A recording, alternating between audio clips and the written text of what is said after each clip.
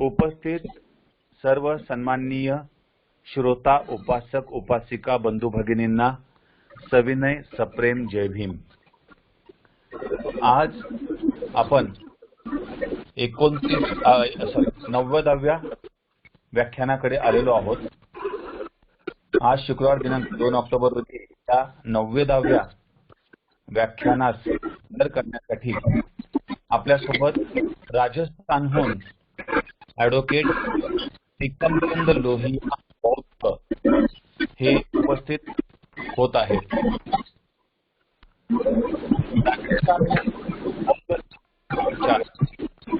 या विषयावर आज आपल्याला आदरणीय टिकमचंद लोहिया हे मार्गदर्शन करणार आहेत। आपण तेलंगणा राज्य येथील धम्मप्रचाराच्या बाबतीत आदरणीय राजेंद्र प्रसाद नरहरी यांच्याकडून मार्गदर्शन मिळवलं। त्याचबरोबर आदरणीय साहेबांनी मध्य प्रदेश में धम्मप्रचार प्रसार या विषयावर त्यांनी आपल्याला मार्गदर्शन। त्याच पद्धतीने आता आपण राजस्थान में बौद्ध धर्म का प्रचार या विषयावर मार्गदर्शन करणार। आदरणीय टिकमचंद लोहिया हे आपलं व्याख्यान सुरू करण्यासाठी उपस्थित एक कार्यक्रमांचा तोपर्यंत मी आपल्या सर्वांच्या वतीने बुद्ध विहार समन्वय समितीचे सन्माननीय मुख्य संयोजक आणि या व्याख्यानमालेचे देखील संयोजक आदरणीय अशोक भाऊ सरस्वती बोधी यांना सर्वांच्या वतीने नम्रपणे विनंती करतो की कृपया त्यांनी त्रिशरण पंचशील घ्यावे व आपले व्याख्याते आदरणीय टिकमचंदजी हे जॉईन झाल्यानंतर त्यांना सन्मानाने व्याख्यानासाठी पाचारण करावे। आदरणीय अशोक भाऊ।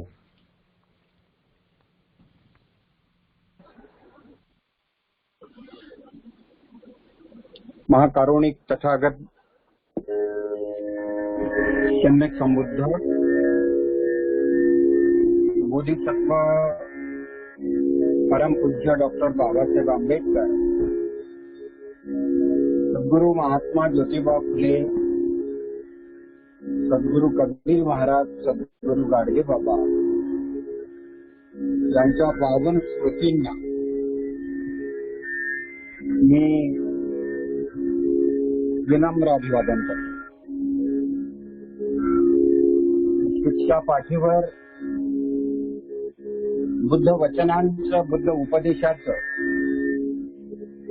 वितरण करण्यासाठी जे आपलं जीवन समर्पित करून भ्रमंती करतात त्या सर्व बुद्ध पुत्रांना म्हणजे बौद्ध भिक्खूंना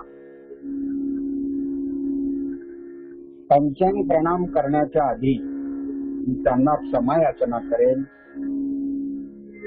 म्हणते आमचेकडून बुद्ध धम्म संघ या 3 रत्नांप्रती काही दोष घडला असेल तर आपण आम्हाला क्षमा करा। सर्व बौद्ध भिक्खूंना मी पंचांग प्रणाम करतो।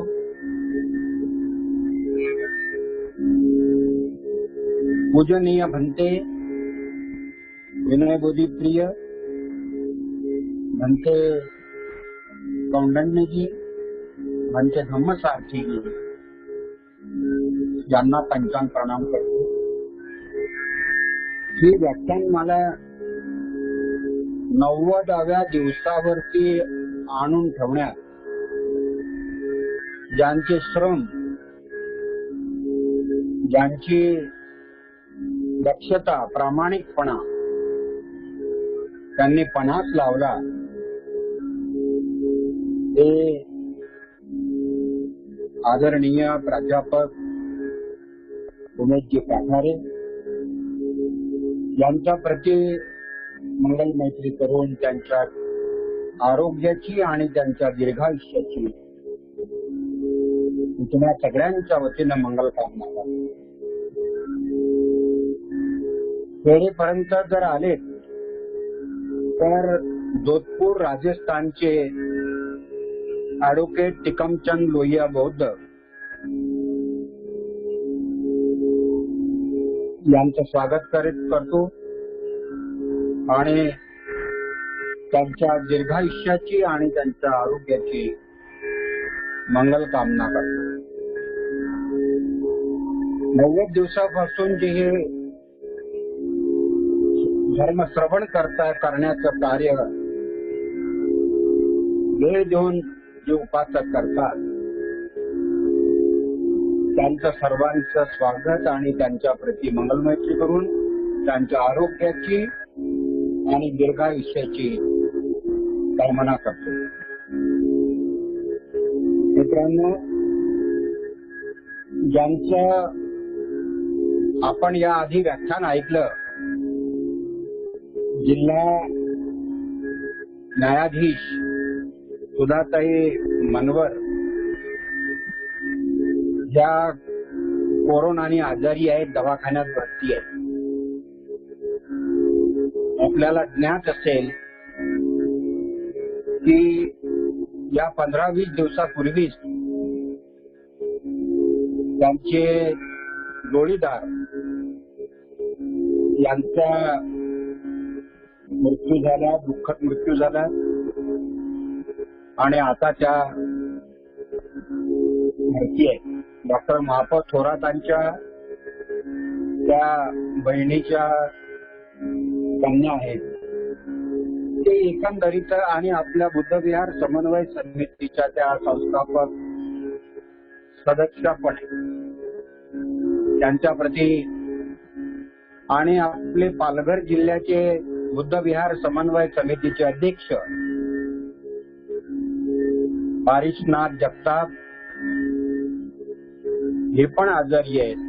यांच्या प्रती तुम्हा सगळ्यांच्या वतीनं मी मंगल कामना करतो आणि तुम्हाला पण विनंती करेन की आपण दररोज त्यांची मंगल कामना करा आणि ते तुमच्या सत्कर्माच्या पुण्यानं ते लवकर बरे होतील अशी आपण सर्वांनी मंगल कामना करावी.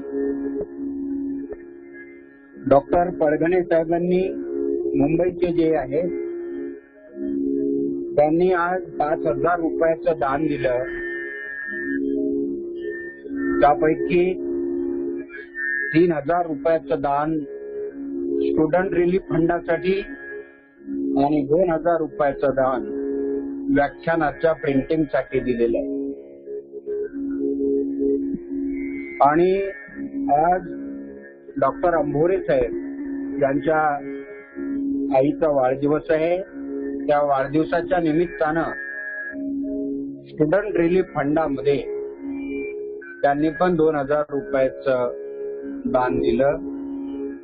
मी या दोन्ही परिवाराचं आपल्या सर्वांच्या वतीनं आणि बुद्धविहार समन्वय समितीच्या वतीनं मंगल कामना करतो आणि सर्व प्राणी मात्रांच्या सुखासाठी आपण दोन्ही हात जोडून आपण श्रीचरण पंचशील ग्रहण करू.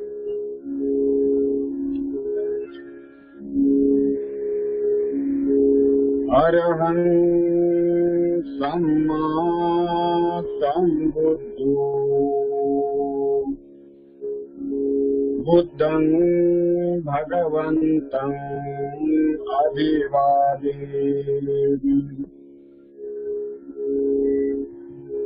स्वाक्षातो भगवता धम्मो धम्मं नमस्सामि. सुपटिपन्नो भगवतो सावक संघो संघं नमामि. नमो तस्स भगवतो अरहतो सम्मा सम्बुद्धस्स. नमो तस्स भगवतो अरहतो सम्मा सम्बुद्धस्स. नमो तस्स भगवतो अरहतो सम्मा सम्बुद्धस्स. बुद्धं शरणं गच्छामि धम्मं शरणं गच्छामि संघं शरणं गच्छामि द्वितीयं बुद्धं शरणं गच्छामि द्वितीयं धम्मं शरणं गच्छामि द्वितीयं संघं शरणं गच्छामि तृतीयं बुद्धं शरणं गच्छामि पाणातिपाता वीरमणि शिक्षापदं समादियामि अदिन्नादाना वीरमणि शिक्षापदं समादियामि कामेषु मिथ्याचारा वीरमणि शिक्षापदं समादियामि मुसावादा वीरमणि शिक्षापदं समादियामि शूरामेरय मज्ज पमादठाना वीरमणि शिक्षापदं समादियामि साधु साधु साधु इमाय धम्मानुधम्म पटिपट्टिया बुद्धं पूजयामि इमाय धम्मानुधम्म पटिपट्टिया धम्मं पूजयामि इमाय धम्मानुधम्म पटिपट्टिया संघं पूजयामि साधु साधु साधु।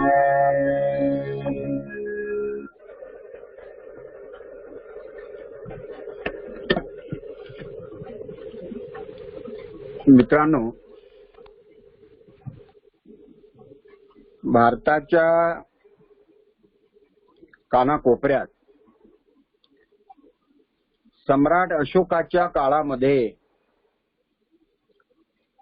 बुद्ध धम्म पसरला होता. आपण सगळे अभ्यासक आहात, आपण सगळे जाणता. क्रांती झाली. बुद्धाच्या क्रांतीनंतर अशोकानं क्रांती केली. जशी क्रांती होते त्यानंतर वेळ मिळाल्याबरोबर प्रतिगामी लोक प्रतिक्रांती देखील करतात. अशोक राजा सम्राट हा सर्व धर्माच्या लोकांचा आदर करणारा राजा होता. त्यांच्या राज्यामध्ये त्यांनी धर्मभेद केला नाही. बुद्ध धम्माचा स्वीकार करण्यासाठी त्यांनी कुणाला जबरदस्ती केलेली नाही. आणि ब्राह्मण धर्म, त्यावेळी त्याला हिंदू असं नाव नव्हतं, वैदिक धर्म असं म्हटलं जायचं.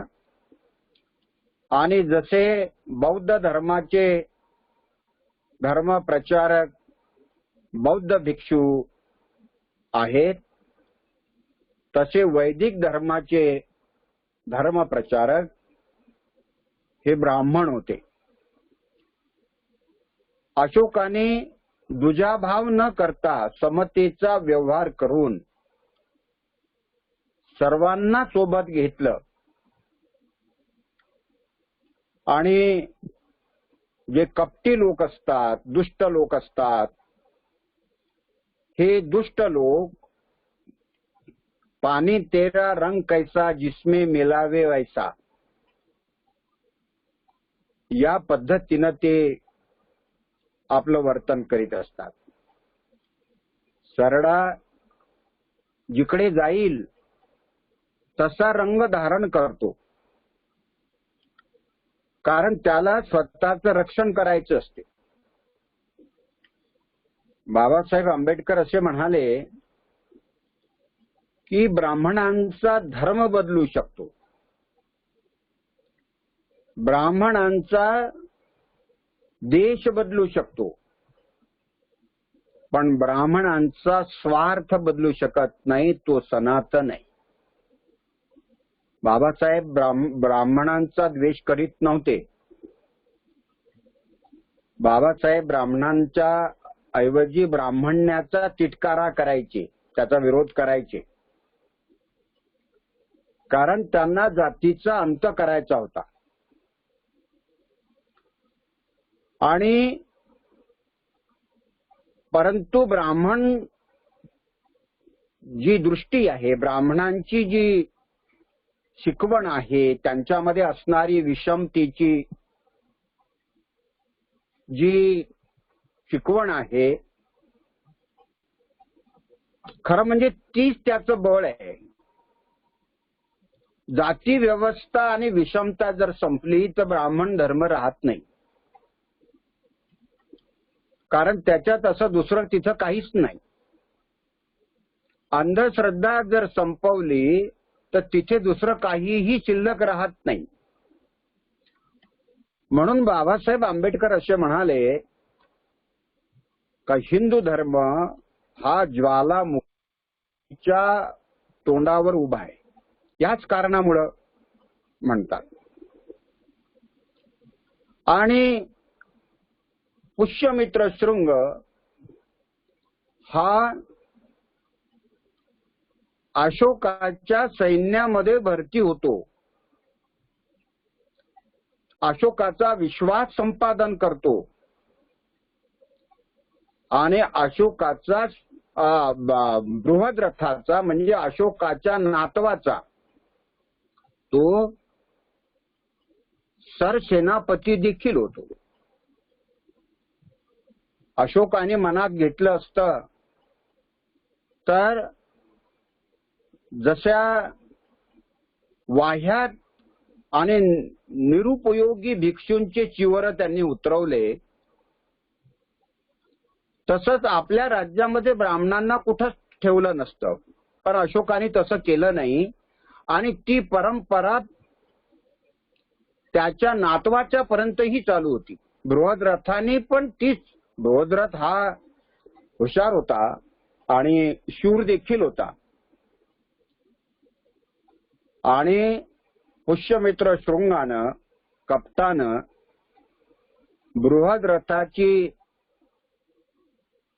हत्या केली, मुकुट आपल्या डोक्यावर चढवला आणि राज्य आपल्या ताब्यात घेतलं. आणि राज्य ताब्यात घेतल्यानंतर त्याने 3 फरमान सोडलेले होते. पहिलं फरमान सोडलं की जो कोणी बौद्ध भिक्खूची कत्तल करून त्याचं मुंडकं आणून देईल त्याला सोन्याच्या मोहरा बक्षीस दिल्या जाईल.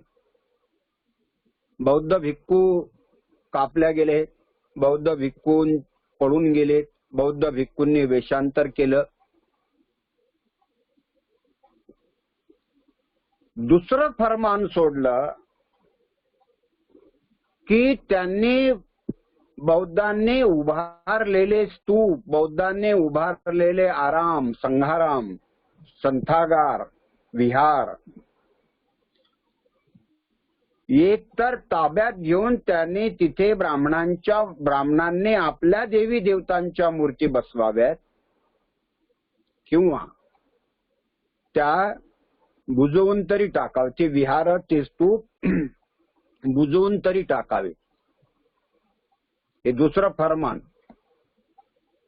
आणि तिसरं फरमान सोडलं होतं की तुम्हाला या राज्यात ज्याला कोणाला जिवंत राहायचं असेल, जिवंत राहण्याचा जर हक्क प्राप्त करायचा असेल तर तुम्हाला कोणत्या तरी एका बौद्ध उपासकाची हत्या करावी लागेल. आणि जर आपल्याला जर जिवंतच राहायचं आहे आणि त्याच्यासाठी जर एखाद्या बौद्ध उपासकाची हत्या करावी लागत असेल आणि अशी जर राजाज्ञाच आहे तर मरता क्या नाही करता. बौद्ध उपासकांची कत्तल व्हायला लागली. उपासकांची ओळख होती. जे उपोषण करतात ते उपासक, जे विपश्यना करतात ते उपासक, जे सदाचाराचं पालन करून भगवंताने दिलेल्या उपदेशानुसार जीवन जगतात. हॅलो माधारे सर, हॅलो हॅलो, टिकमचंदी आले म्हणजे मला सांगा. हॅलो हॅलो,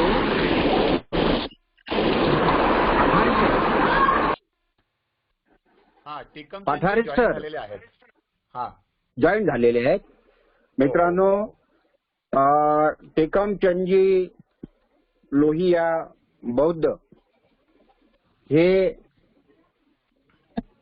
जोधपूरला राहतात आणि जोधपूर राजस्थानची जबाबदारी बुद्ध विहार समन्वय समितीच्या मुख्य संयोजक पदाची जबाबदारी समितीनं त्यांच्यावर दिली आणि त्यांनी ती स्वीकारली.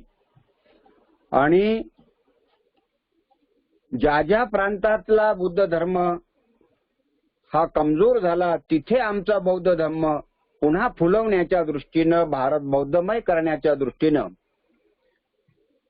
समितीनं चंग बांधला आणि चांगली माणसं धुंडून त्यांना सहकार्य कसं होईल, त्यांना प्रेरणा कशी देता येईल आणि त्यांना या सगळ्यांची एक साखळी कशी करता येईल याच्यासाठी आपण गोव्याला. टिकमचंद जी, आपका जो माइक है म्यूट रखिए थोड़ा टाइम, 2 मिनट. मध्य प्रदेशाला, तेलंगणाला अशा वेगवेगळ्या राज्यांना आपण जोडलं. त्याचप्रमाणे आपण राजस्थानला पण जोडलेलं आहे आणि तुमच्याशी त्यांचा परिचय व्हावा, त्यांना व्यक्त होता यावं.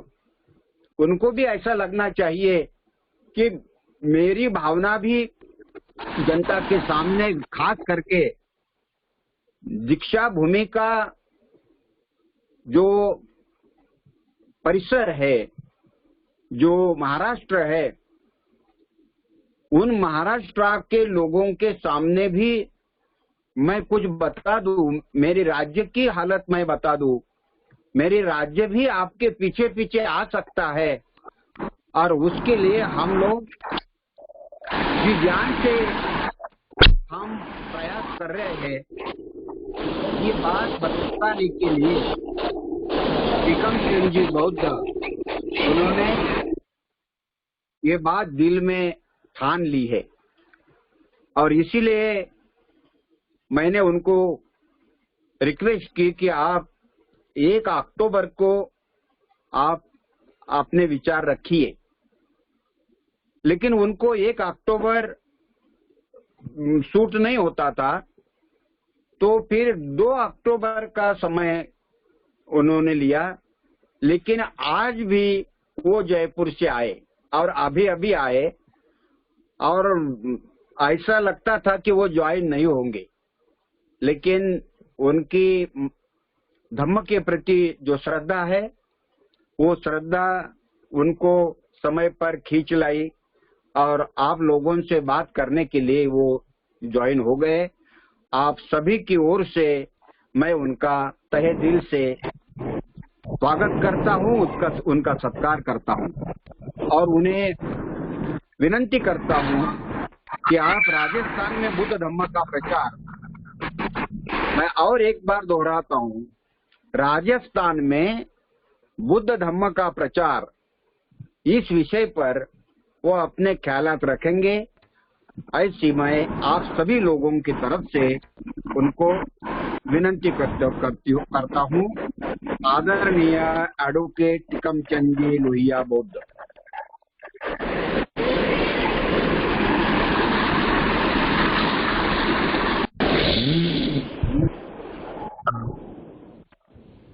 हाँ टिकमचंद जी, नमो बुद्धाय जय।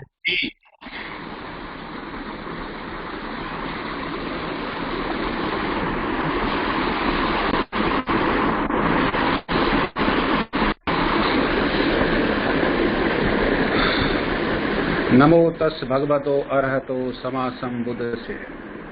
नमो तस् भगवतो अरहतो सम्मा सम्बुद्धस्से। नमो तस् भगवतो अरहतो सम्मा सम्बुद्धस्से। जैसा कि राजस्थान में बौद्ध धर्म का जो प्रचार अभी हो रहा है, वर्तमान सिनेरियो ये बता रहा है कि सर आपकी आवाज बंद हो गई है। हेलो टिकमचंद जी, आपकी आवाज बंद हो चुकी है, आवाज नहीं आ रही है। एक मिनट में ये ईयरफोन लगा लूं। हाँ जी हाँ जी, आवाज नहीं आ रही है। वेट। हाँ अभी आ रही, हाँ अभी आई थी।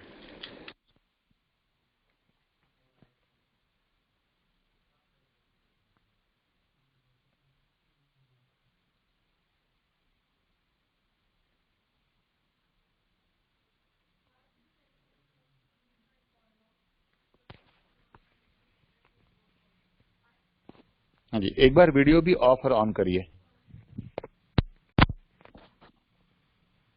हाँ जी, हाँ आप सुन पा रहे हैं मुझे? अब मेरी आवाज आ रही है आपको?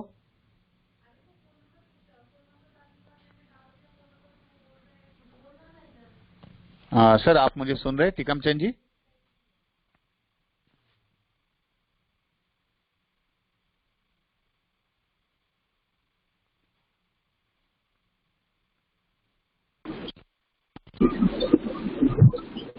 भाऊ तुम्हाला आवाज येतो आहे?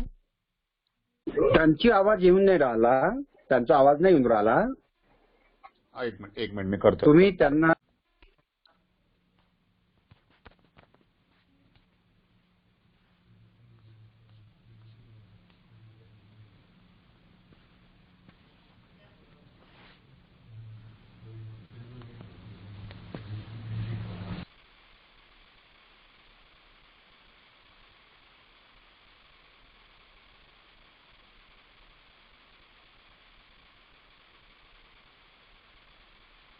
अच्छा, ओके त्यांच्याकडे काहीतरी, हा ओके, आपके पास थोडा नेटवर्क इश्यू आ रहा है।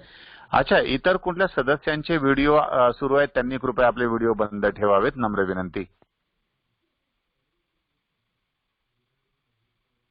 हाँ सर, टिकमचंद जी आप सुन पा रहे हैं मुझे?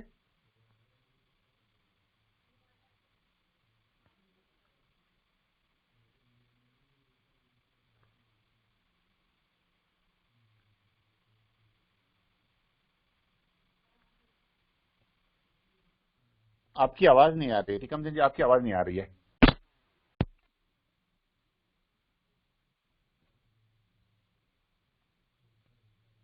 शायद नेटवर्क इश्यू है। हाँ ओके, अब आपका वीडियो दिख रहा है।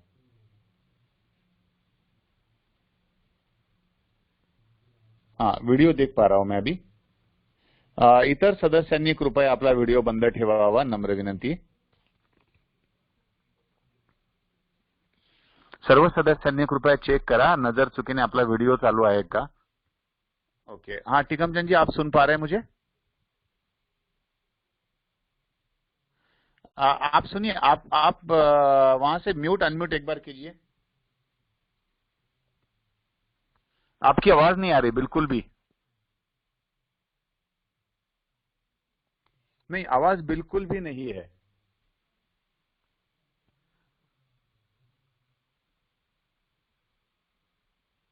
म्यूट अनम्यूट करके देखिए सर एक बार। म्यूट अनम्यूट करके देखिए एक बार।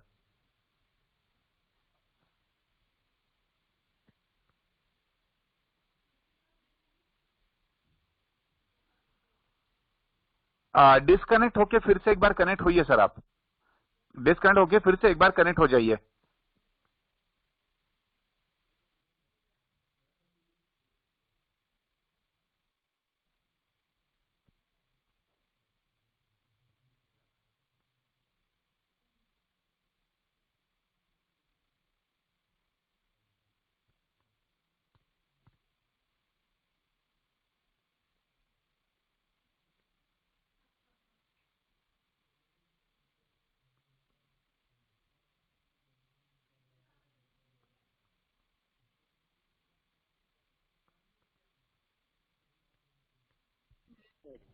हेलो।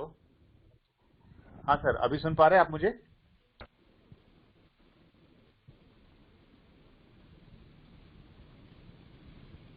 हेलो। आप सुन पा रहे हैं सर मुझे अभी?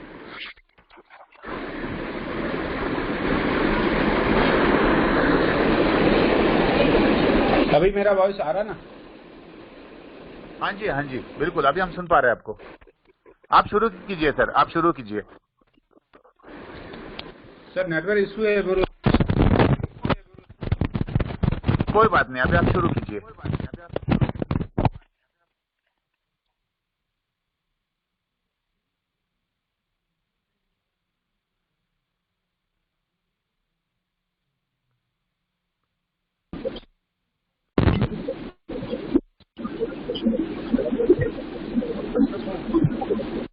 आवाज नाही आला त्यांचा. नाही, त्यांचा ऍक्च्युअली काय होतोय, त्यांच्याकडे नेटवर्कचा इश्यू असल्यामुळे तिकडनं आवाजच येत नाहीये। हा. त्यांचा व्हिडिओ दिसतोय पण आवाज नाही येत आहे। काय करायचं? कंटिन्यू करणं थोडंसं मुश्किल आहे भाऊ। त्यांनाच विचार. कारण आपण आपल्याकडे टिकामचंद जी, आप मेरी आवाज सुन पा रहे हैं?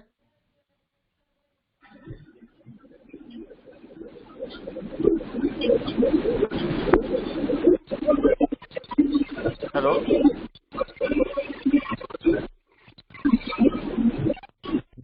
आपला आवाजच जात नाहीये। आवाज जात नाही आपला, पण आवाज जात नाही। आपला आवाज जातोय, त्यांना त्यांचा आवाज आपला काहीच येत नाहीये त्यांचा। ते बोलतात आहे तिकडनं। हो का? पण त्यांना कळतो काय पण आपला आवाज, त्यांचा आवाज येऊन नाही राहिला म्हणून? नाही, त्यांना नाही, ते तिकडनं मेसेज टाकतात आहे की नेटवर्कचा इश्यू आहे। हा, मेसेज आला। हाँ, मैं त्यांना अनम्यूट केलेला आहे ऑलरेडी। सर, आप मेरी आवाज सुन पा रहे हैं?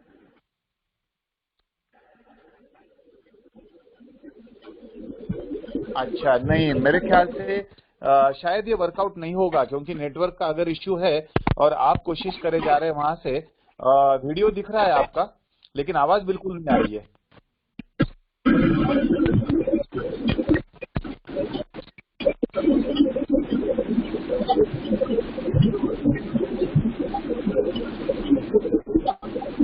हम आपको देख पा रहे हैं लेकिन सुन नहीं पा रहे। आप बोल रहे हैं वहां से, लेकिन हम कुछ सुन नहीं पा रहे यहाँ।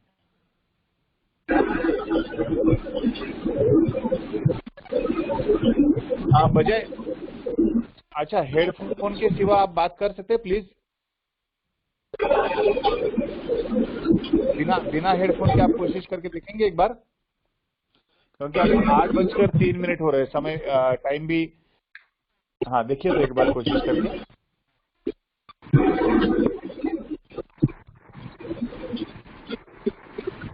Sir, I can not listen your voice properly. हाँ, अभी आपकी आवाज आई सर। अभी आ रही मेरी आवाज? आप बोलिए। हाँ, आपकी आवाज बहुत अच्छे से। अभी आप बोलना शुरू कर दीजिए, ऑलरेडी लेट हो चुका है। बोल लेता हूँ फिर, है ना? हाँ जी, बोलना शुरू कर दीजिए आप। राजस्थान के अंदर अभी जो बौद्ध धर्म का जो प्रसार हो रहा है इन दिनों के अंदर, वो काफी अच्छे जोरों से चल रहा है।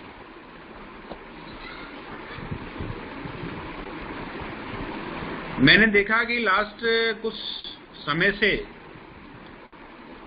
जिस प्रकार बौद्ध धर्म अनुयायी जो बन रहे हैं, धम्म दीक्षा दी जा रही है और उसके अंदर युवा लोग की भागीदारी बहुत ज्यादा बढ़ रही है, इस हिसाब से राजस्थान के अंदर आने वाले कुछ समय के अंदर बौद्ध धर्म का जो प्रसार है वो काफी जोरों पे चलेगा, ऐसा मेरा मानना है। क्योंकि मैंने चारों तरफ से देखा है कि हर जगह से, हर डिस्ट्रिक्ट से लोग जुड़े हुए हैं। इधर हमारे जो एरिया है उसके अंदर जोधपुर, बाड़मेर, बालोतरा, जयपुर, अजमेर, चूरू, बीकानेर, बहुत सारे ऐसे जिले हैं जहां पे बौद्ध धर्म का प्रचार प्रसार हो रहा है और बहुत सारे अनुयायी, धम्म अनुयायी जुड़ रहे हैं। मेरा पिछले 1 महीने से मैं इसके अंदर उपासक हूं और मैंने एक प्रोग्राम करवाया है जोधपुर के अंदर, बौद्ध धम्म दीक्षा प्रोग्राम, जिसमें मेरे साथ 50 लोगों ने धम्म दीक्षा ली है। उसमें काफी लोग का रुझान देख के मुझे ऐसा लगा कि इस धर्म को मानने वाले बहुत अच्छे लोग हैं, बहुत बुद्धिजीवी लोग जुड़े हुए हैं इसके अंदर। और मेरा ये हमेशा प्रयास रहेगा कि मैं ज्यादा से ज्यादा लोगों को धम्म के बारे में जानकारी उपलब्ध करवाऊं और मेरे से जितना हो सके हर गांव-गांव, ढाणी-ढाणी इसका प्रसार हो, विशेषकर राजस्थान के अंदर, क्योंकि राजस्थान के अंदर बहुत सारे लोग हैं जो अंधविश्वास के अंदर जीते हैं। वो लोग बहुत सारा अपना समय, धन और न जाने कितना पैसा अंधविश्वास, कर्मकांड और पूजा पाठ में खर्च कर लेते हैं।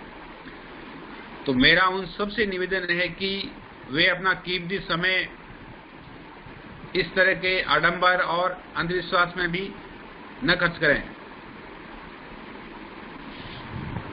जिस प्रकार राजस्थान के अंदर धर्म प्रचार हो रहा है और लोग अनुयायी जो जुड़े जा रहे हैं, उसके अंदर ऐसा लग रहा है कि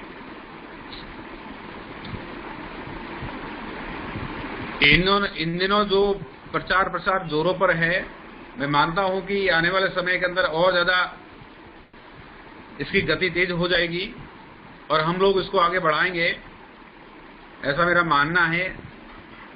काफी बुद्धिजीवी और अच्छे पढ़े लिखे विद्वान हमारे साथ हैं। तो जैसा कि मैं भी ये अपने आप सीखा हूं हर चीज आके, मुझे कहीं न कहीं ऐसा लगा कि जो पुराना जो धर्म था उसके अंदर बहुत सारा अंधविश्वास, पाखंड से भरा हुआ था।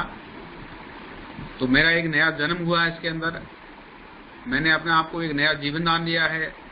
इस धर्म को ग्रहण करके मैं अपने आप को बहुत भाग्यशाली मानता हूं।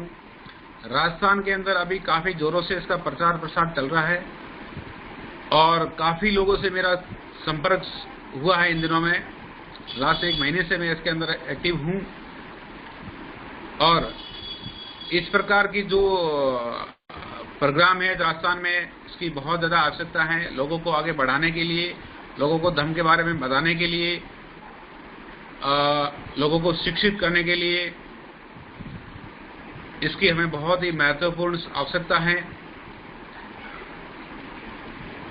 विशेषकर जो हमारी माताएं और बहनें हैं वो इस अंधकार के अंदर बहुत ज्यादा डूबी हुई है। सबसे पहले उनको शिक्षित करना होगा, उनको बताना होगा जो बहुत सारे पूजा पाठ कर्मकांड के अंदर अपना समय और धन बर्बाद करते जा रहे हैं। इस प्रकार हम एक अच्छी मुहिम लेके चलेंगे राजस्थान के अंदर, जिससे कि हम इसको बहुत आगे बढ़ा सकें और हर एक ढाणी ढाणी और गांव-गांव में हम इसका प्रचार कर सकें। और सारे धर्म अनुयायियों से मेरा निवेदन है कि कृपया करके जो बौद्ध धर्म के बनाए हुए नियम से, रूल्स से, उनको फॉलो करें। ये बहुत अच्छा प्रोग्राम होने जा रहा है और हमारी सब लोगों से विनती भी है कि ज्यादा से ज्यादा लोगों को समझाएं, ज्यादा से ज्यादा लोगों को बताएं इसके बारे में कि क्या है बौद्ध धर्म, जब से मैंने जानना शुरू किया है मेरा नजरिया बदल गया है। मैं पहले बहुत पूजा पाठ किया करता था, लेकिन इस लॉकडाउन के अंदर मेरा एक नया जन्म हुआ है। इस लॉकडाउन में मैंने जो सीखा है, जो समझा है, वो शायद मैंने कभी लाइफ में नहीं सीखा हो इतना। तो मेरा ये मानना है कि अगर मैं सीख सकता हूँ स्वतः मैंने लोगों से कांटेक्ट किया है, जिसमें कई राजस्थान से बौद्ध धर्म प्रेमी हैं, बौद्ध धर्म अनुयायी हैं, बाहर से भी हैं, राजस्थान के बाहर से, ऑल इंडिया के हैं, उनसे मेरे संपर्क हुए हैं और मैंने इस धर्म को पूरा अच्छी तरह से जाना है, समझा है, परखा है। वाकई में एक मनुष्य की जीवन को बदलने का एक बहुत अच्छा तरीका है।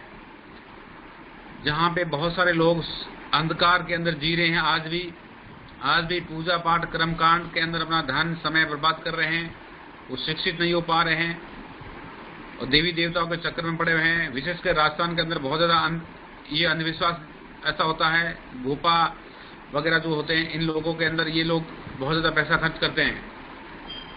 तो मेरा उन सबसे निवेदन है और मैं उन सबको जागरूक करूंगा राजस्थान के अंदर। ये मेरी एक मुहिम लेके चल रहा हूँ।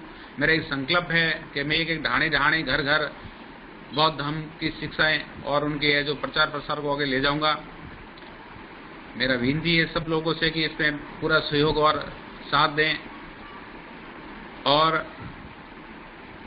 जिस प्रकार मैंने देखा है कि बौद्ध धर्म जो बौद्ध विहार जो बनने जा रहे हैं, पहले मैंने कभी नहीं सुना था ऐसा, लेकिन अब राजस्थान में ही अजमेर में है जो फाउंडर हैं, उनसे मेरी बात हुई थी।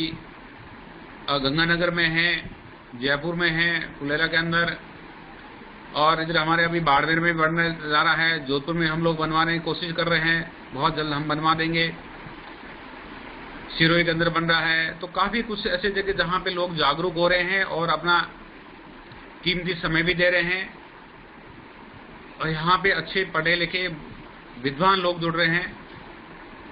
और जैसे कि बाबा साहब का जो सपना था उसको साकार करने के लिए बौद्धमय भारत बनाना है, तो इसके लिए हम चाहते हैं कि राजस्थान में ज्यादा से ज्यादा लोग जुड़ें। और मेरा ये हमेशा प्रयास रहेगा कि सब लोगों तक भगवान बुद्ध के जो बताए हुए मार्ग पर चलने के लिए मैं उन सबको ढाणी ढाणी घर घर तक उनके जो ज्ञान स्वरूप जो बातें हैं उनको बताने का पूरा प्रयास करूंगा। और इन दिनों जो राजस्थान के अंदर जिस प्रकार मनुवादियों ने अपना कब्जा कर रखा है हर चीज के अंदर, तो लोग मंदिरों में पता नहीं कितना पैसा उड़ा लेते हैं। और मैंने भी ऐसा खूब किया पहले, लेकिन उसका परिणाम ये निकला कि मेरा पैसा खर्च हुआ है और समय खराब हुआ है। इससे ज्यादा और कुछ नहीं मिला है, कोई चमत्कार नहीं हुआ है किसी प्रकार का। तो मैं ये चाहता हूं कि लोग इस पाखंडवाद से दूर रहें और बौद्ध धर्म की जो शिक्षाएं ग्रहण करें, इसको समझें और अपने जीवन में उतारें, ऐसा मेरा मानना है। और हम लोगों को बताएंगे, क्योंकि उसको सबसे पहले जानना जरूरी है। किसी को जबरदस्त थोपने से वो नहीं मानेगा, इसलिए वो खुद ही पढ़ें, उसको समझाएं और इस धर्म दीक्षा के प्रोग्राम के बारे में हमें उनको बताएं, जिससे कि अब वो जागरूक हो, उसका परिवार जागरूक हो, उसके आने वाली पीढ़ी जागरूक हो और इस प्रकार से वो अंधकार मुक्त जिंदगी से बाहर निकलें, अपना नया जीवन शुरू करें। इसलिए हम चाहते हैं कि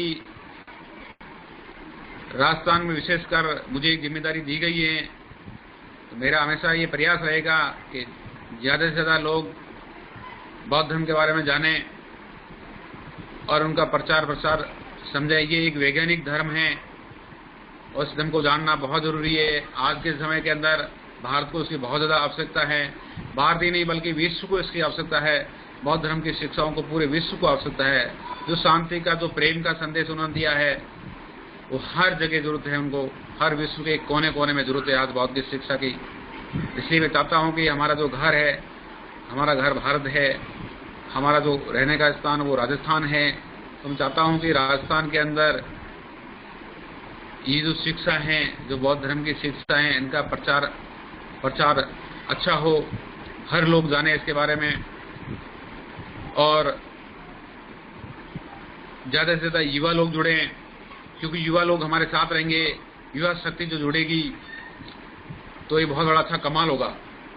वो लोग जुड़ेंगे। यहाँ पे कोई राजनीतिक वो विचारधारा नहीं है, ये एक मनुष्यता है, मैनकाइंड है, ह्यूमंस से रिलेटेड सारी चीजें हैं। जैसे जिस प्रकार बौद्ध धर्म के अष्टांग नियम है उनका पालन करना, मैंने भी ये सीखा है।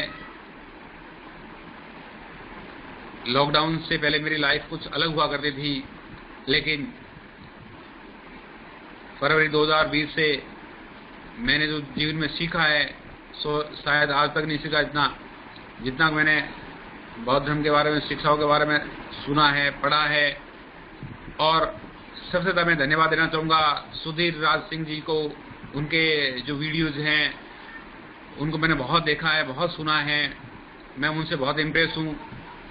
और हर बार उनके जब भी मेरे टाइम मिलता है मैं उनके वीडियोस देखता हूँ, बौद्ध धर्म के बारे में, शिक्षाओं के बारे में, पाली भाषा के बारे में, पंचशील के बारे में, हर चीज मैंने वहां से सीखी है। मैं उनके पूरी लाइफ उनका कर्तव्य रहूंगा, आभारी रहूंगा उनका कि उन्होंने इतने अच्छे प्लेटफॉर्म पे मतलब ये शिक्षाएं जो प्रचार की पूरे भारत के अंदर।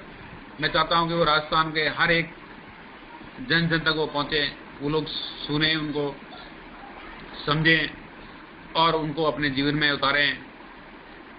ये बहुत ही अच्छी शिक्षा है। बौद्ध धर्म का प्रचार प्रसार जो धर्म प्रचार करते हैं हम लोग, जन जन तक पहुंचे और बौद्ध में भारत बने, यही मेरा सपना है और ये पूरा मिशन का यही सपना है। राजस्थान में विशेषकर जो लोग, जिन लोगों का शोषण हो रहा है, वो लोग हमारे लोग हैं। वो कहीं न कहीं देवी देवताओं के झाड़ फूंक के भोपा के चक्कर में पड़ के अपना समय, कीमती समय बर्बाद करते हैं। मैंने ये खुद देखा है, मैंने आंखों से देखा है कई बार। हमारे आसपास के लोग जो इसके अंदर इन्वॉल्व हैं और वो पूरे इसी में ही डूबे हुए हैं, न जाने वो कितना पैसा खर्च कर रहे हैं। क्योंकि मैं खुद मानता हूं कि मैंने खुद ने ऐसा लाइफ जिया है। बहुत सारा पैसा पानी की तरह बहाया इन लोगों को, पंडे पुजारी ले गए हैं, उन्होंने पूजा करवाई है, लेकिन उस पूजा से उसका परिणाम कुछ नहीं हुआ है, सिर्फ पैसा खर्च हुआ है और उस समय की बर्बादी हुई है। तो कृपया करके ऐसा कोई और प्राणी जो हमारे समाज का हो, जो हमारे समाज का सदस्य हो, और वो कृपया करके ऐसा मेरी तरह पैसा न बहाए, यही सोच के मैं इस यहाँ जुड़ा हूँ, ताकि उन लोगों को अभी समय रहते अवेयर करें। राजस्थान में ढाणी ढाणी घर घर ये अलग जगाएंगे हम लोग। अंधकार से दूर रहें, पाखंडवाद से दूर रहें, मनुवाद से दूर रहें। शिक्षा जो बुद्ध धर्म की शिक्षा है, वाकई में ऐसा कोई विश्व के अंदर ऐसी शिक्षा कहीं नहीं मिलती है। ये मैंने खुद ने जाना है, खुद इम्प्लीमेंट किया है, खुद ने जाना है कि मैं कई बार ये सोचता हूँ कि मैं इतना लेट क्यों आया, मैंने इतना लेट क्यों ज्वाइन किया, ये खुद मैं महसूस करता हूँ। लेकिन जो कहते हैं कि समय पर हो सकता है मैं उस समय परिपक्व ना हुआ हो, माइंडली परिपक्व नहीं हुआ हो, इस वजह से हो सकता है कि मुझे मौका अब मिला हो जुड़ने का। और अब जब मैं उस प्लेटफॉर्म पे आया हूँ तो मुझे बहुत सारे लोगों से संपर्क मिला है कि उन लोगों का कितना अच्छा व्यवहार है, वो लोग कितनी अच्छी शिक्षाएं दे रहे हैं, कितने अच्छे लोग जुड़े हुए हैं हमारे साथ में, देश के कोने कोने से लोग जुड़े हुए हैं। तो ये मेरा सौभाग्य है कि हम राजस्थान में भी ऐसे संगठन को बहुत मजबूत करें और उन लोगों को समझाएं, जिससे कि ये हमारा प्रचार चलता रहे और दिनों दिन इसकी प्रगति हो, ऐसा मेरा मानना है। विशेषकर राजस्थान में और अदर राज्यों में भी ऐसा ही मुहिम चले, क्योंकि राजस्थान में क्या है कि लोग बहुत ज्यादा पाखंड से जुड़े हुए हैं। मैंने कहीं से मैं एक गांव से बिलोंग करता हूं, ऐसे गांव से जहां पानी भी नसीब नहीं होता लोगों को। बाड़मेर के दूर सुदूर रेगिस्तान के अंदर मेरा एक छोटा सा गांव है। वाकई में वहाँ लोगों की जिंदगी बहुत अलग है। मैं ऐसे छोटे गांव से निकल के एक शहर में आके मैंने जो अपना एजुकेशन लिया है, हायर एजुकेशन, मैंने काफ़ी लंबी यात्रा की है। मेरी एजुकेशन की बहुत सारे अलग अलग जगह कंपनीज बैंक से मैंने काम किया है। मैं मानता हूं कि वहां जब मैं वापस गांव लौटता हूं तो उन लोगों की दिनचर्या देख के मुझे बड़ा तरस आता है। वो लोग खुद करना कुछ चाहते नहीं है। कुछ प्रॉब्लम हुई तो सीधा जाके किसी झाड़ फूंक भोपे वाले के पास जाते हैं और बोलते हैं कि मेरे इस फला प्रॉब्लम हो गई है, आप कोई सुझाव बताएं।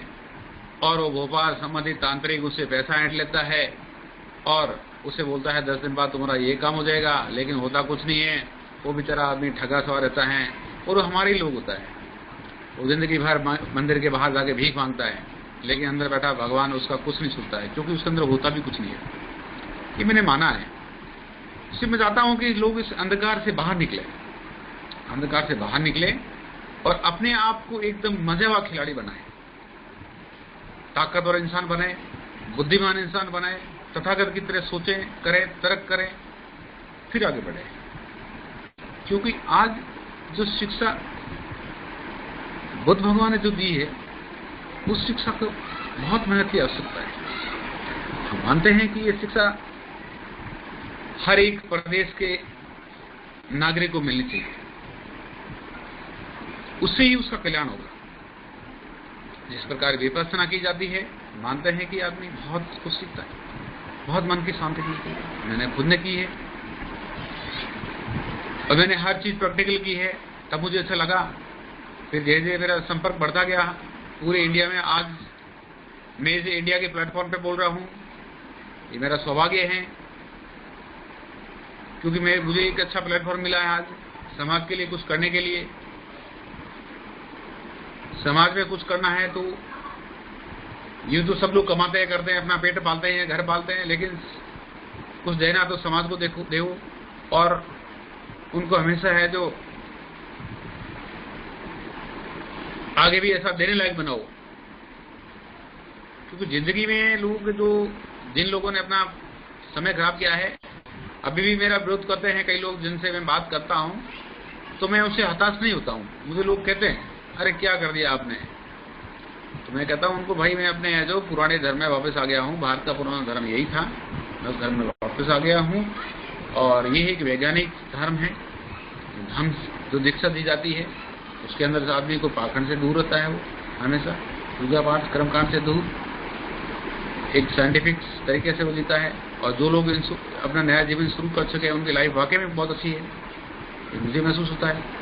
आज मैं अपने काम के अलावा, पढ़ाई के अलावा और ये सोशल एक्टिविटीज जो करता हूँ, उसके अलावा मैं कभी कोई पूजा पाठ नहीं करता, क्योंकि माइंड सेट अलग हो जाता है बिल्कुल। जितने लोग पूजा पाठ कर रहे हैं वो लोग सब इन्वॉल्व है उसके पूजा पाठ के अंदर। राजस्थान के अंदर मैंने देखा है, मैंने उन लोगों को बोला कि भाई कुछ नहीं मिलने वाला इसमें, क्योंकि मैं खुद कर चुका हूँ। तो लोग कहते हैं कल तो तुम पूजा कर रहे थे सारी, वहां मंदिर जा रहे थे, मंगलवार को वहां जा रहे थे, बुधवार को वहां जा रहे थे, शनिवार को वहां जा रहे थे। मैंने कहा हाँ, हम अंधकार में थे, अंधकार में जी रहे थे। अब हमारे जिंदगी में एक प्रकाश आया है, एक प्रकाश की किरण जो अलग जगी है। हमने अंधकार को छोड़ दिया है और हम अब है जो प्रकाश की दुनिया में आ गए हैं। अब हमें पीछे मुड़ के देखने की जरूरत भी नहीं है, हमें बिल्कुल पीछे मुड़ के देखने की जरूरत नहीं है। हमें अब आगे ही कारवां बढ़ाना है। समस्त राजस्थान प्रदेशवासियों से मेरी विनती है कि कृपया बुद्ध को समझें, बुद्ध के धर्म को समझें, उनकी शिक्षाओं को समझें। हम घर घर ये अलग जगाएंगे, बौद्ध धर्म की शिक्षाओं, धर्म दीक्षाओं को प्रचार करेंगे। हर एक बच्चे से लेके छोटे से बड़े बुजुर्ग तक ये बताएंगे कि आप अपना कल्याण कैसे कर सकते हो। कहीं कोई पूजा पाठ करने से किसी का कल्याण नहीं होगा। आपो दीपो भाव, उस प्रकार खुद ही कल्याण मनुष्य अपना खुद का कर सकता है, दूसरा कोई किसी का नहीं कर सकता है। और सबसे पहले लोगों को शिक्षित करना बहुत जरूरी है, क्योंकि लोग बहुत ज्यादा अशिक्षित हैं। अशिक्षित होने की वजह से ही वो अंधकार के अंदर है।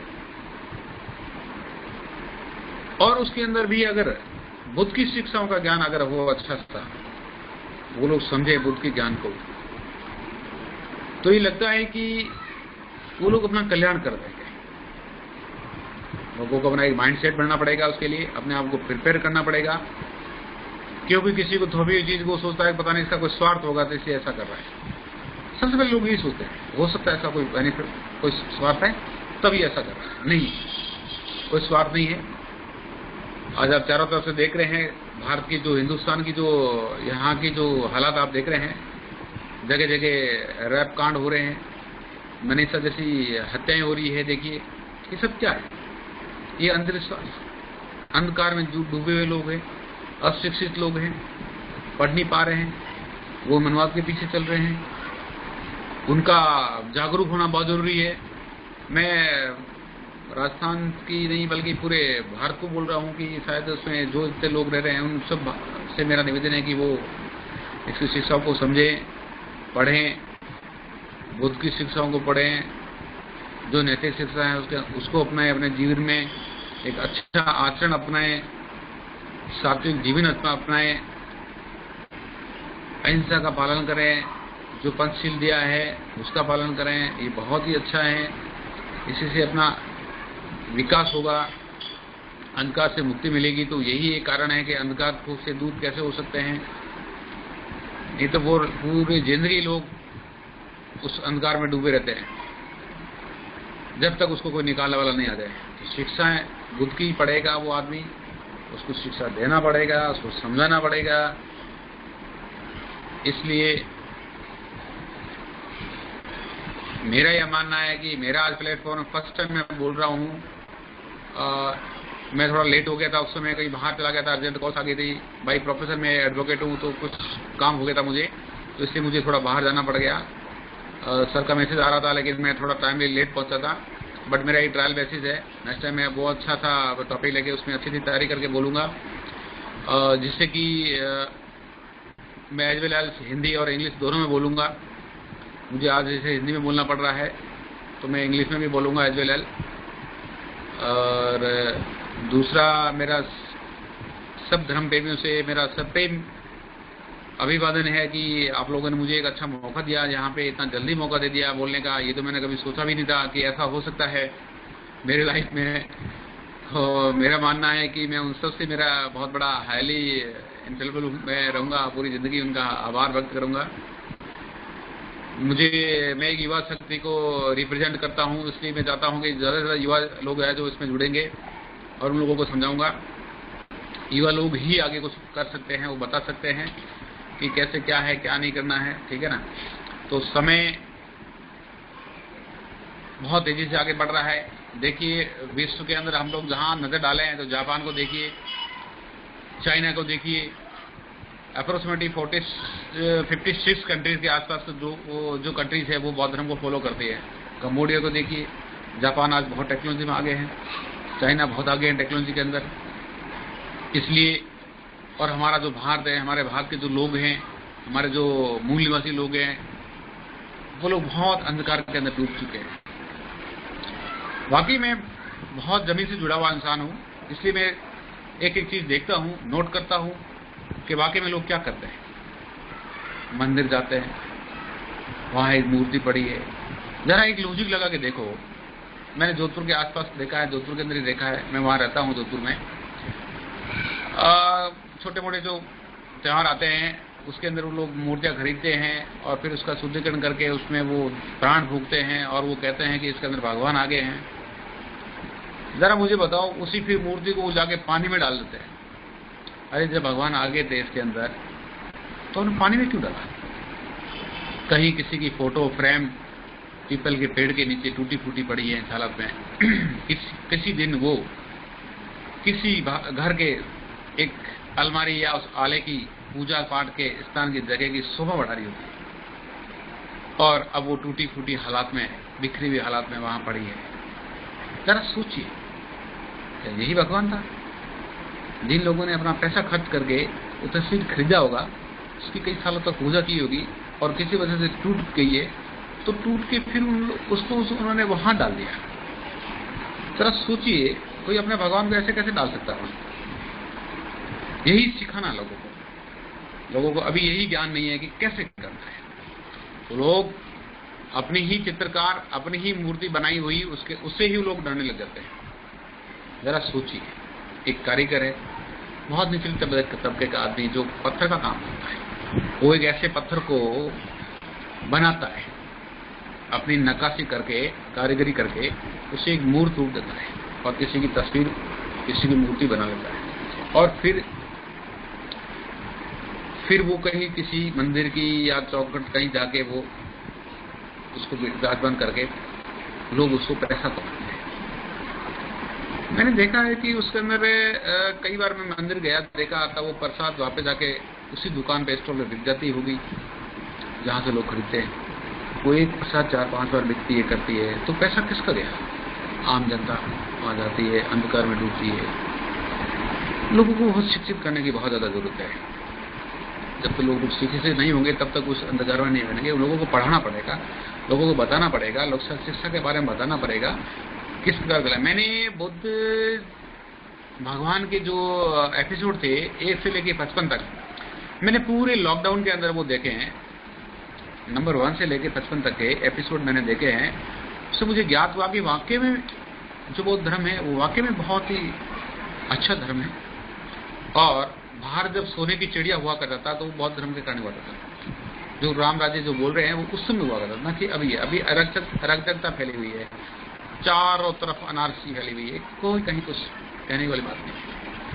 इसलिए इस धर्म की जो शिक्षा है उसको हमें आगे बढ़ाना है, बहुत आगे बढ़ाना है। हमें उसको विश्वव्यापी बनाना है। आप जरा देखिए, जापान को देखिए, चाइना को देखिए, कितनी प्रोग्रेस कर चुका है, कितनी टेक्नोलॉजी उनके आगे आ गई है। और आज हमारा समाज वही कहाँ बैठा है, वहीं वो गुलामी कर रहा है, वहीं वो पूजा पाठ करने जाता है, मिलता तो उसको कुछ नहीं है। तो क्या मतलब रहा उसको ऐसा करने से? तो कब लोग सुधरेंगे?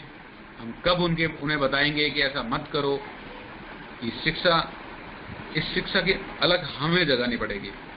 बौद्ध धर्म के बारे में हमें बताना पड़ेगा, हमें ज्यादा से ज्यादा युवा को जोड़ना है, तभी युवा आगे आएंगे और ये बताएगा उसके बारे में कि किस प्रकार है जो अंधकार से मुक्ति मिले, किस प्रकार वो अपना खुद का भला कर सके, समाज का भला कर सके, लोगों को अच्छी दिशा में काम करना है। ये सब क्या है कि बहुत ही महत्वपूर्ण चीजें हैं और इसको हर एक नागरिक को जानना चाहिए, पहचानना चाहिए, उसका इम्प्लीमेंट करना चाहिए। ऐसा नहीं थोड़ी देर उसने सुना और फिर लगा के पता पड़ा को जाके शराब पीने लग गया जाके, या कुछ और व्यसन कर रहा है, तो उसने शिक्षा को ग्रहण नहीं किया है। शिक्षा ग्रहण करने का मतलब है कि पंचशील का पूरा पालन करना, ये हत्या नहीं करना, शराब किसी प्रकार का नशा पता ये भी नहीं करना, झूठ नहीं बोलना, चोरी नहीं करना। जो पंचशील दिया गया है बहुत अच्छा है, लोगों को इसी बारे में बताना है। कितना ही वेद कंठ कर ले कुछ नहीं होना, वेदों से पाठों से कुछ नहीं होने वाला है। विपासना करके ही अपना कल्याण कर सकता है और वो तब होगी जब बुद्ध भगवान के मार्ग के बताए हुए मार्ग पे चलेगा आदमी, और उसके चलने से ही उसका कल्याण होगा। मेरा ये मानना है कि पूरे राजस्थान के अंदर हम लोग अलग जगाएंगे, हम एक बहुत अच्छा राजस्थान बनाएंगे नया, जिस प्रकार सब जगह चल रहा है। नागपुर में दीक्षा भूमि है, हर जगह चल रही है, हर जगह एक मुहिम चल रही है, उस पर हम राजस्थान का बीड़ा हमने उठाया है। तो हम चाहते हैं कि अपने ताउम्र हमें इसके अंदर है जो एक सामान्य एक सदस्य के रूप में मैं काम करूंगा और मेरा जितना भी बेस्ट होगा वो मैं देने की कोशिश करूंगा धर्म प्रचार के लिए। जब भी मुझे समय मिला मैं धर्म प्रचार के लिए लोगों के पास जाऊंगा, घर घर जाके बताऊंगा। दूर सुदूर इलाकों के अंदर लोग पता नहीं कैसे जी रहे हैं, ये मानता हूँ। वहाँ लोग कुछ भी छोटी मोटी बीमारी होती है वो भागते हैं, भूपे के पास भाग जाते हैं, किसी तांत्रिक के पास जाते हैं और वो महीनों तक वहाँ अपना इलाज नहीं करवा पाता है क्योंकि उसके पास इलाज होता नहीं है और वो डॉक्टर के पास नहीं आता है। जब उसकी बीमारी बहुत ज़्यादा फैल जाती है तो फिर सोचता है कि अब डॉक्टर के पास जाना चाहिए। तो डॉक्टर ये पूछता है कि भाई तुम पहले क्यों नहीं आया? तो कहता है साहब हम पहले वहाँ चले गए थे। मैंने देखा किसी लोगों को कहीं किसी बीमारी के अंदर जला लेते हैं वो लोग। ये सब क्या, ये अंधकार है, इससे बहुत निकलना बहुत जरूरी है, लोगों को निकालना जरूरी है। हमारा एक मिशन है और ये मिशन से मैं लोगों को बाहर निकालने की पूरी शिक्षा बताऊंगा, हर चीज बताऊंगा, कैसे उनको आना है, कैसे इस प्रकार सुनना है। हमने हर 1-2 महीने के अंदर धम्म दीक्षा प्रोग्राम करने का फैसला किया है। इसमें काफ़ी अच्छे बड़े बड़े लोग भी जुड़े हुए हैं, जिनको मेरे से बहुत ज़्यादा एक्सपीरियंस है, जिसको 30-35 साल का एक्सपीरियंस है। मैं तो अभी हूँ, मुझे हार्डली 1 महीना हुआ है। अब ये सोचिए कि 1 महीने के अंदर मैंने इतना कुछ सीखा है कि शायद, और उसकी वजह रही है कि मैं एक हायर एजुकेटेड हूँ, इसलिए मैं सीख पाया था। हायर एजुकेटेड होने की वजह से मैं इतना सीख पाया हूँ। अगर मैं बहुत कम पढ़ा लिखा होता तो शायद मेरा माइंड सेट इतना काम नहीं कर पाता, बिकॉज मैं 3 सब्जेक्ट का मास्टरी हूँ, मैनेजमेंट का हूँ, इंग्लिश का हूँ और मैं लॉयर हूँ। तो मैं लोगों को कानून के साथ साथ उनको मैनेजमेंट, मनी मैटर से है, और उसके साथ उसको लैंग्वेज है, उसके साथ मैं अभी पाली भाषा भी सीखने की कोशिश कर रहा हूँ। मुझे प्लेटफॉर्म मिलते ही मैं उसको भी पूरा सीखूंगा, और नेक्स्ट टाइम मैं कोशिश करूंगा कि पाली में ही अपना परिवेशन दूंगा। ये भी मेरा एक ख्वाब है कि मैं पाली भाषा में ही बोलूँ, लोगों को बताऊँ पाली के अंदर। मैं पाली में भी अपना पोस्ट ग्रेजुएशन करूंगा, और मेरा पूरा परिवार अब बौद्ध धर्म ग्रंथ कर चुका है। मैं उन बच्चों को भी सिखा रहा हूँ मेरे, कि वो पाली भाषा सीखें और वो भी आगे बढ़ाएं, क्योंकि आने वाली पीढ़ी जो होगी वो बौद्ध में हार्द होगा, उनका बहुत अच्छा प्रचार प्रसार होगा। वो लोग शुरू से सीखेंगे। हर प्रकार का पाखंड दूर हो गया, किसी प्रकार के मंदिर जाना बंद हो गया। तो ये क्या है, ये अपने आप में एक नया जीवन मिल गया, उनको एक नया जीवन दान मिल गया। इससे क्या होता है कि लोग अपना समय, जो उनके अंदर व्याकुलता होती है वो खत्म हो चुकी है। वो व्याकुलता ये होती है कि आज सोमवार है, आज वहाँ जाना है, आज मंगलवार है, आज उस देवता के जाना है, आज बुधवार है, उस देवता के जाना है। पता नहीं अपने समय का कितना टाइम वो खराब कर लेता है। समय के साथ साथ वो अपना पैसा भी खर्च करता है। इसलिए क्या है कि वो आगे नहीं बढ़ पाता है, और उसके है जो प्रगति वो रुक जाती है। तो ये हम लोगों ने मुहिम चलाई है।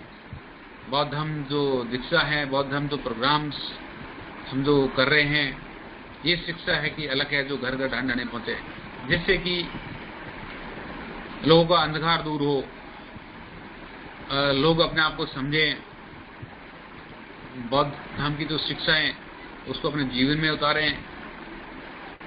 न कि राजस्थान की बल्कि पूरा भारत में ऐसा हो, जगह जगह ऐसा प्रोग्राम हो। अभी मुझे बहुत कुछ सीखना बाकी है।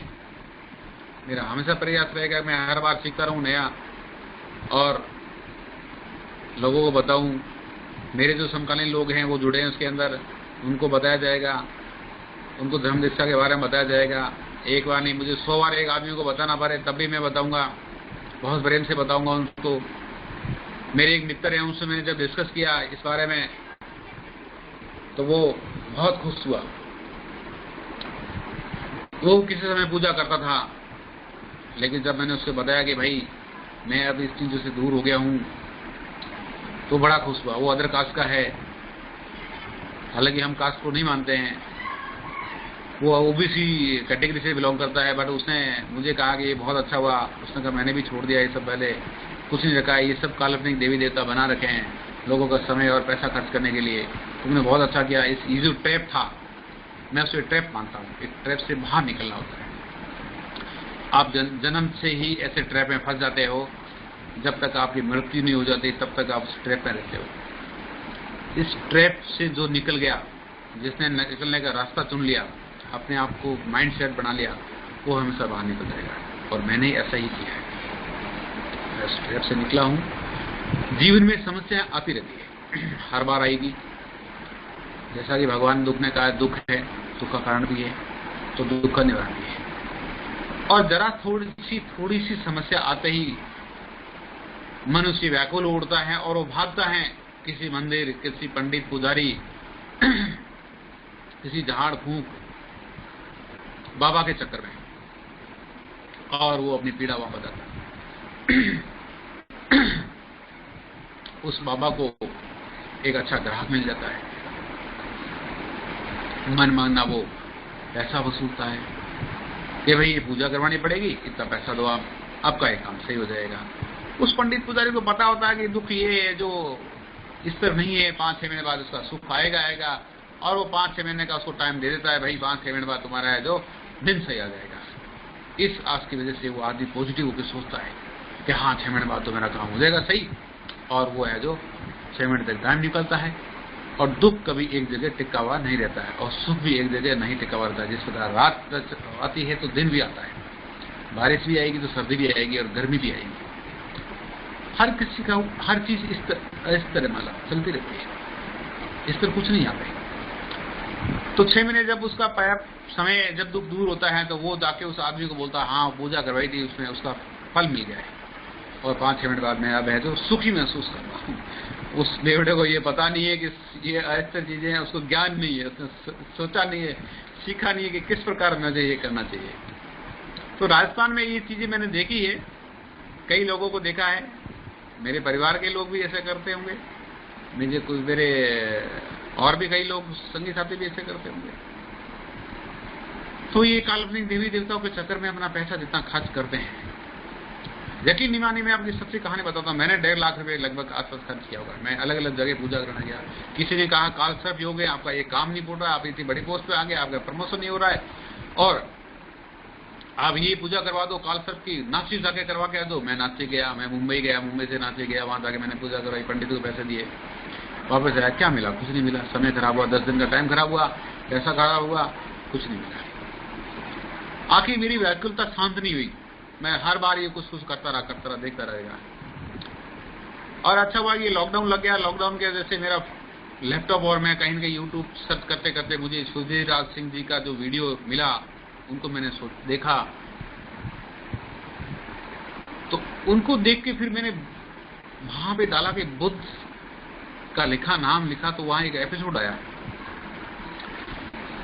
उसको जरा वो हार्डली 38 से 40 मिनट का था, उसको देखा तो सोचा कि शायद ये एक ही एपिसोड है क्या। तो देखा कुछ और एपिसोड है उसके अंदर, देखा तो 1, 2, 3 करके ऐसे करके टोटल 55 एपिसोड है, और मैंने एक दिन के अंदर 10-10 एपिसोड देखे हैं।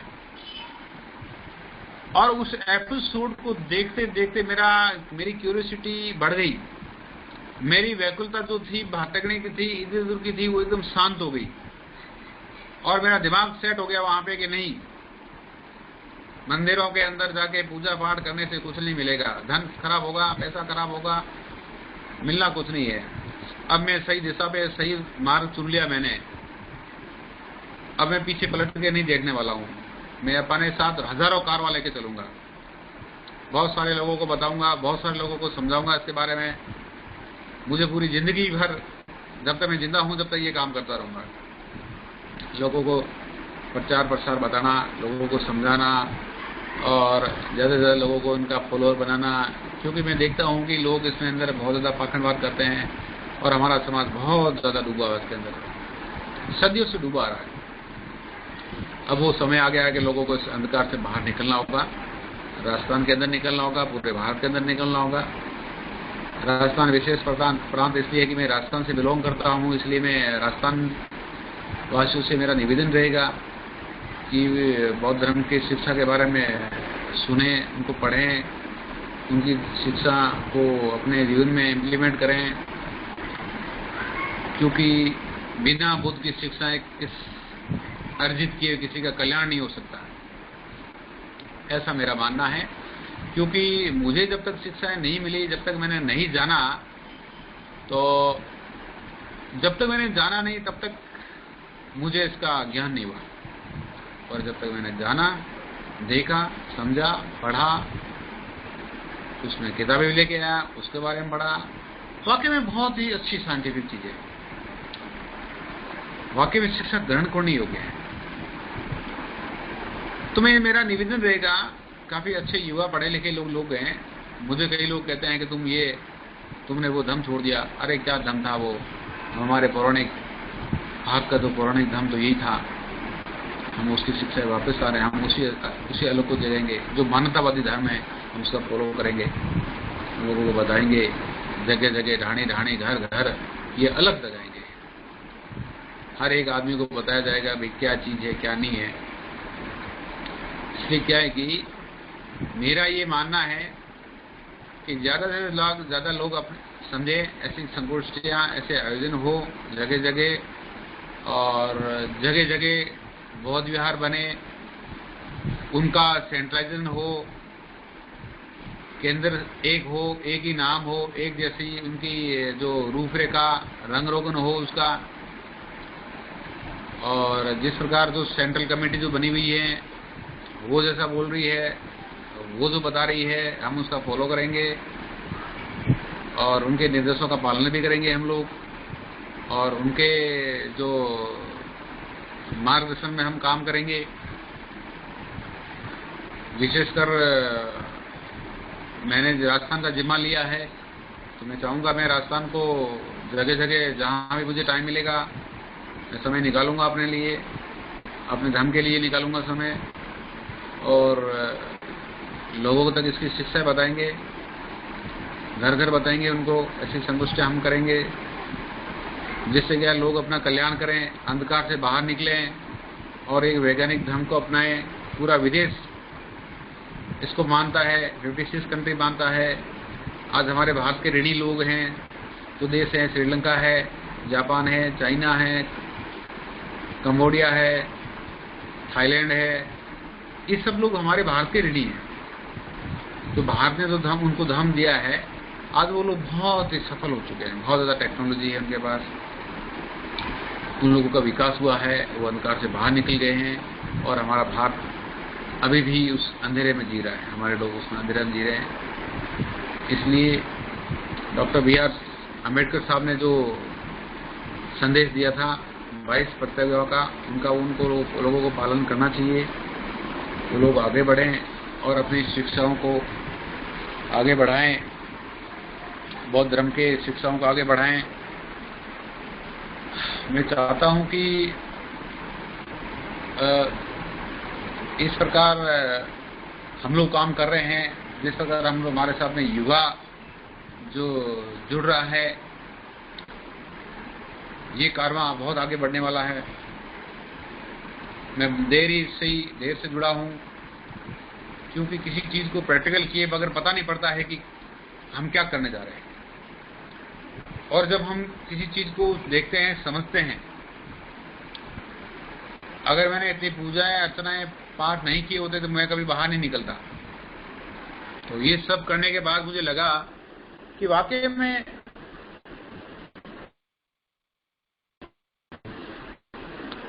चीजें इसके अंदर ऐसा कुछ नहीं है।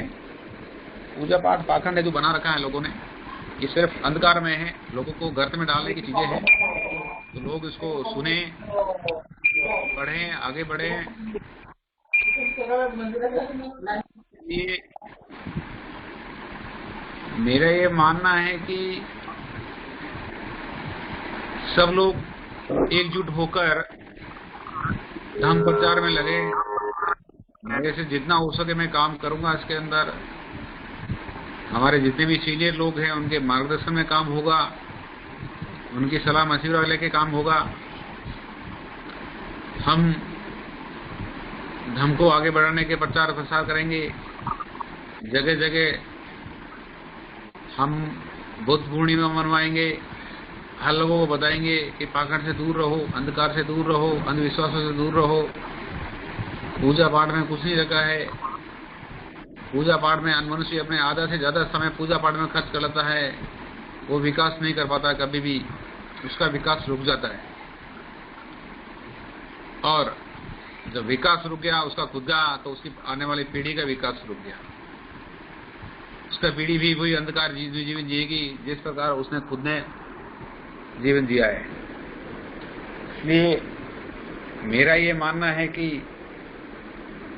हम लोग धर्म प्रचार करें, धर्म को आगे बढ़ाएं, धर्म की शिक्षाएं आगे बढ़ाएं, और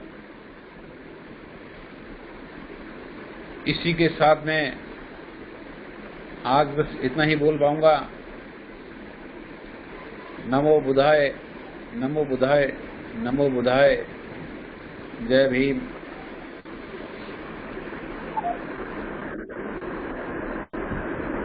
साधु साधु साधु। एकम चंद जी, बहुत बहुत शुक्रिया आपका। बहुत बढ़िया, अच्छी तरह से इफेक्टिवली आपने ये बताया कि राजस्थान में किस तरह से अब धम्म का प्रचार और प्रसार होने जा रहा है। आपकी जो परिस्थिति है वो भी आपकी बताइए, आगे आप क्या कैसा करने वाले हैं वो भी आपने बताया, और पाखंड और अंधविश्वास से राजस्थान के हमारे भाई बाहर आए और मधुबन जो है आपका तहे दिल से शुक्रिया अदा करता हूँ। आदरणीय अशोक भाऊ जो है उनसे विनती करता हूँ कि कृपया मंगल मैत्री सादर करें।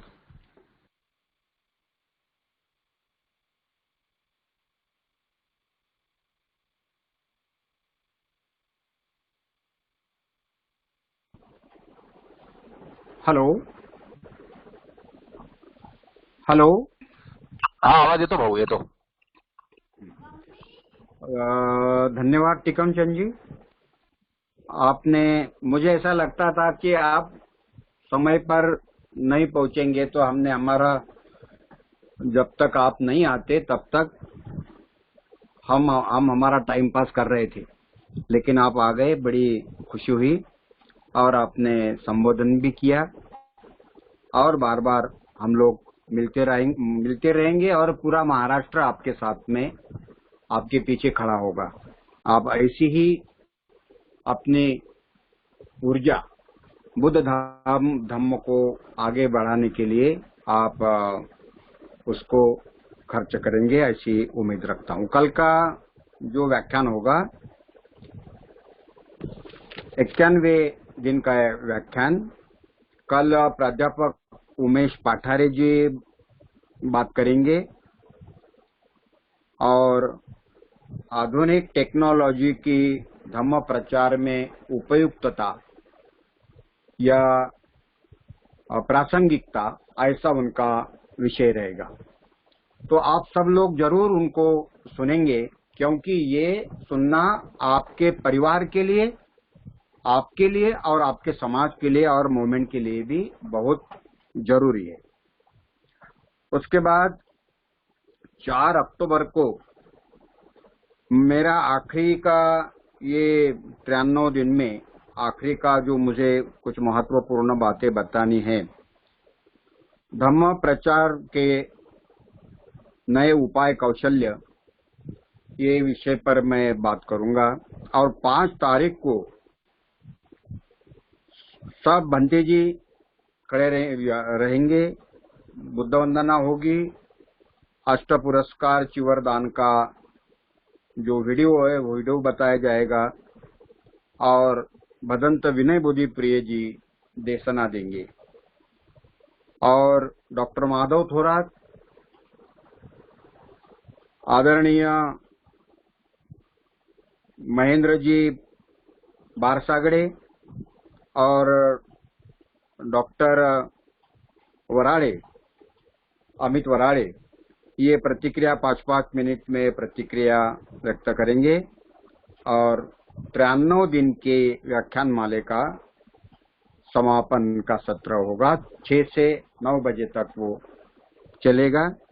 आप सब लोग आखिरी के दिन में ज्यादा से ज्यादा संख्या में वहां पे उस सेशन को कामयाब बनाएंगे और सहयोग देंगे, ऐसा मैं आपको रिक्वेस्ट करता हूं। पृथ्वी के, धरती के इस रहने वाले जो जीव जंतु है, उन सभी को दुख से मुक्ति हो। जिनके घर में दुख हुआ वो दुख से मुक्त हो, जिसके घर में आनंद हुआ उनके आनंद में हम सहभागी हो। हमारे कार्यकर्ता जो बीमारी से जूझ रहे हैं, चाहे वो सुधाताई मनोहर हो या चाहे हमारे पारिशनाथ जगताप हो, उनके बारे में मंगल कामना हम करेंगे। सब जीव जंतु के बारे में मंगल कामना करते हैं।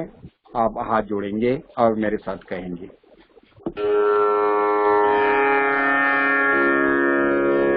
सबका मंगल हो, सबका मंगल हो, सबका मंगल हो, सबका मंगल हो। तेरा मंगल मेरा मंगल, तेरा मंगल मेरा मंगल, सबका मंगल हो, सबका मंगल हो। दृश्य और अदृश्य सभी जीवों का मंगल हो रे। जल के थल के और गगन के, जल के थल के और गगन के प्राणी सुखिया हो, सबका मंगल हो। दस दिशाओं के सब प्राणी मंगल लाभी हो रे। निर्भय हो निरभैर बने सब, निर्भय हो निरभैर बने सब, सभी निरामय हो, सबका मंगल हो। फिर से जागे धम्म जगत में, फिर से होवे जन कल्याण। जागे जागे धम्म जगत में, जागे जागे धम्म जगत में, होवे जन कल्याण, होवे जन कल्याण। राग द्वेष मोह दूर हो जावे, जागे शील समाधि ज्ञान। जन जन के दुखड़े मिट जावे, जन जन के दुखड़े मिट जावे। फिर से जाग उठे मुस्कान, जाग उठे मुस्कान। जागे जागे धम्म की वाणी, मंगल मूल्य महाकल्याणी। जागे बुद्ध सदृश कोई ज्ञानी, जागे बुद्ध सदृश कोई ज्ञानी। होवे सुखी सब जग के प्राणी, होवे सुखी सब जग के प्राणी। सबका मंगल, सबका मंगल हो, सबका मंगल हो।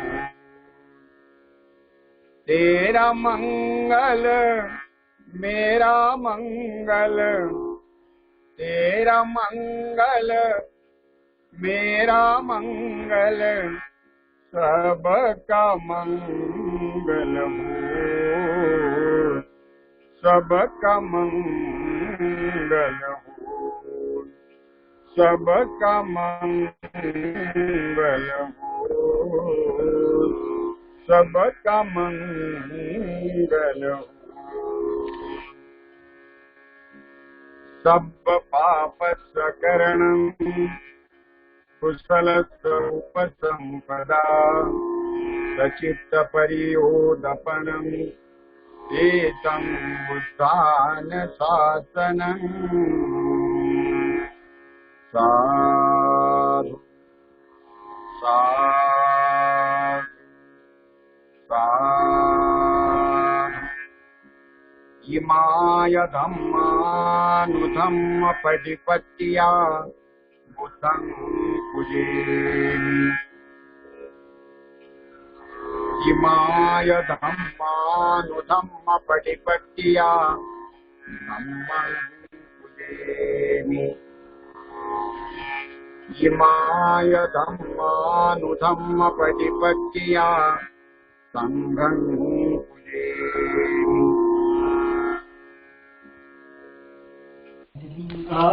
साधू साधू साधू. त्यानं अंबोरी आईंना शुभकामना, ज्यांनी दान दिलं त्यांच्या प्रती मंगलकामना व्यक्त करतो आणि सरांना काही सूचना करायच्या असतील तर कराव्यात, अन्यथा कार्यक्रम संपल्याची उद्घोषणा करावी. साधू साधू साधू. जोधपूर राजस्थान येथून आजच्या व्याख्यानासाठी उपस्थित राहिलेले आदरणीय टिकमचंदजी लोहिया बौद्ध, बुद्धविहार समन्वय समितीचे सन्माननीय मुख्य संयोजक आदरणीय अशोक भाऊ सरस्वती बोधी, व्याख्यान ग्रहण करण्यासाठी उपस्थित असलेले सर्व सन्माननीय श्रोतागण, उपासक उपासिका बंधू भगिनी, आपणा सर्वांचे सहर्ष सविनय सप्रेम जय भीम करून आभार व्यक्त करतो. उद्याच्या व्याख्यानासाठी अवश्य उपस्थित राहावे अशी आपणास नम्र विनंती करतो. आजचं व्याख्यान संपलं असं जाहीर करतो. आदरणीय भाऊंनी दिलेल्या सूचनेप्रमाणे कृपया 5 तारखेच्या शेवटच्या समारोपाच्या कार्यक्रमाप्रसंगी आपण मोठ्या संख्येने उपस्थित राहावं अशी आपणास विनंती करतो. थांबतो. जय भीम. धन्यवाद. Good night.